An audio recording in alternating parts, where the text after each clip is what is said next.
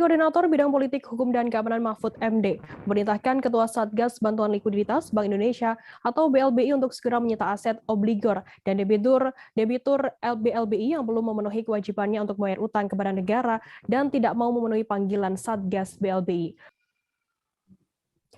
Gita, bisa Anda jelaskan bagaimana sikap terkini pemerintah terhadap obligor dan debitur BLBI yang belum melunasi utangnya ini?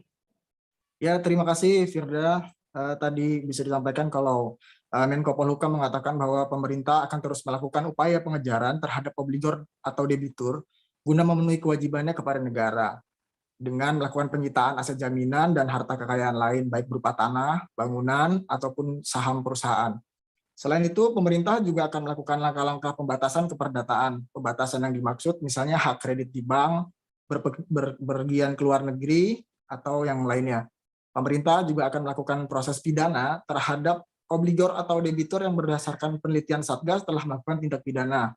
Tindak pidana yang dimaksud seperti misalnya mengalihkan aset, menjaminkan aset kepada pihak ketiga tanpa legalitas, atau menyewakan aset secara gelap.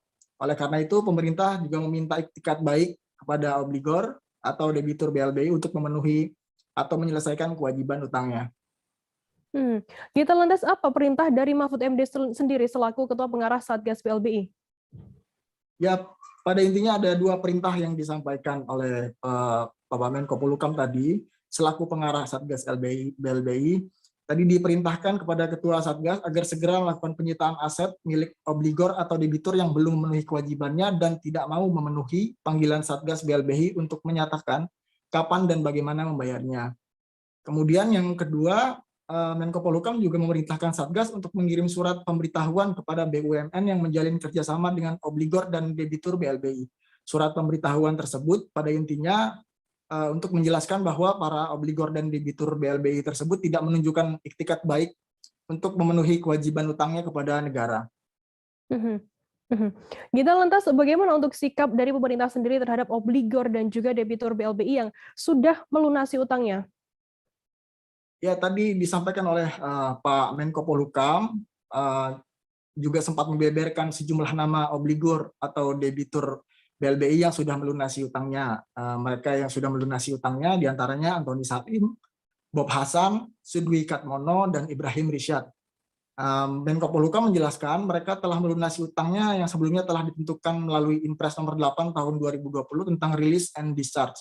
Untuk itu pemerintah akan dan harus berlaku adil terhadap para obligor dan debitur BLBI yang telah dan belum melunasi utangnya dengan mengejar para obligor dan debitur BLBI yang belum melunasi utangnya kepada negara.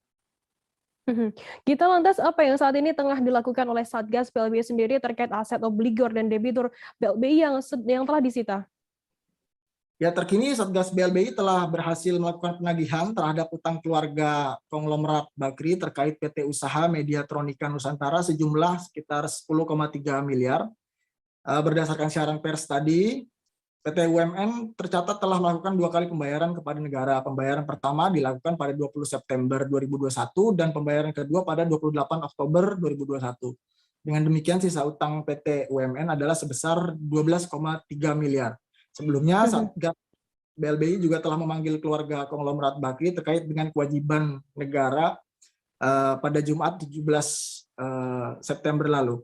Dua keluarga Bakri yang dipanggil, yakni Nirwan Bakri dan Indra Usman Syah Bakri yang merupakan adik dari pengusaha Abu Rizal Bakri. Upaya penagihan terhadap keduanya itu diketahui dari panggilan penagihan yang disampaikan oleh Satgas BLBI melalui Harian Kompas. Nah, di dalam pengumuman itu memang tersebut 2 nama dari keluarga Bakri tersebut. Selain itu, saat ini juga Satgas masih melakukan penilaian terhadap 124 hektar lahan milik PT Timor Putra Nasional di Karawang, Jawa Barat yang disita pada Jumat pekan lalu. Aset tersebut merupakan aset yang dulu dijaminkan oleh Hutomo Mandala Putra atau Tommy Soeharto kepada negara terkait dengan dana BLBI. Aset tersebut ditaksir senilai 600 miliar sampai 1,2 triliun. Penilaian terhadap aset tersebut diharapkan akan selesai pada pekan depan. Baik, Tribuners, jurnalis kami tadi Gita Irawan juga sudah menghimpun keterangan dari Menteri Koordinator Bidang Politik, Hukum, dan Keamanan Mahfud MD dan berikut liputannya untuk Anda.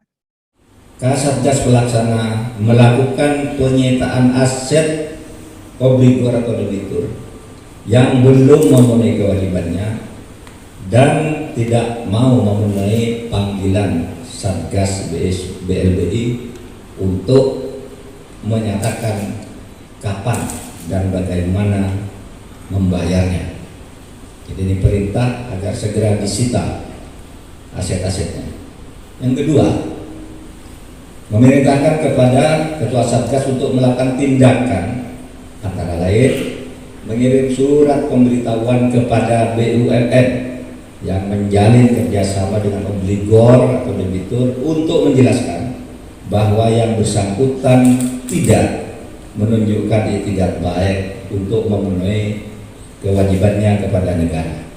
Jadi saudara, kita akan bekerja, tidak akan lagi tawar-menawar yang tidak ada gunanya. Karena kenapa ini lambat? Kemarin saya katakan kalau ganti pejabat datang lagi obligornya minta dihitung ulang bahwa itu salah, ini salah, kumpulkan dokumen lagi. Belum selesai dihitung, pejabatnya ganti, dia datang lagi, kita nego lagi, nggak selesai-selesai. Kita sekarang harus tegas ambil ini. Kenapa ini harus dilakukan? Karena pemerintah harus adil. Ya. Pemerintah harus adil. Terima kasih sudah nonton. Jangan lupa like, subscribe, dan share ya.